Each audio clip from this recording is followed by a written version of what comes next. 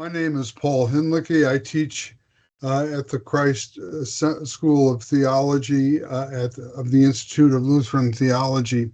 And I was asked recently to explain the theme of beloved community as it's developed in the course of my theological career and in my work.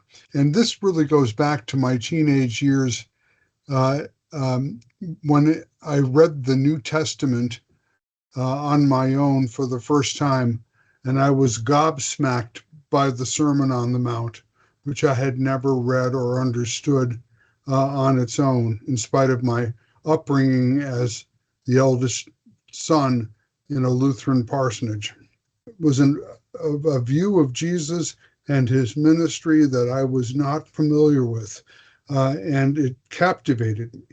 And partly this was because in the 1960s, when I was a teenager, Martin Luther King Jr., a Baptist preacher, was leading a movement of nonviolent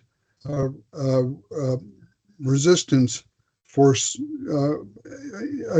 resistance against social injustice for the sake of beloved community, a phrase that he frequently expressed.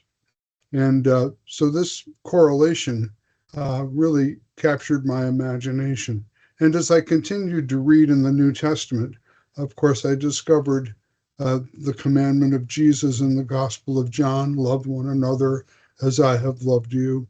And in 1 Corinthians 13, the ode to love that the Apostle Paul writes to that troubled congregation in Corinth. And finally, my father was a pastor of a working class congregation of second generation immigrants from Europe. They were a hardscrabble bunch of people and were constantly fighting.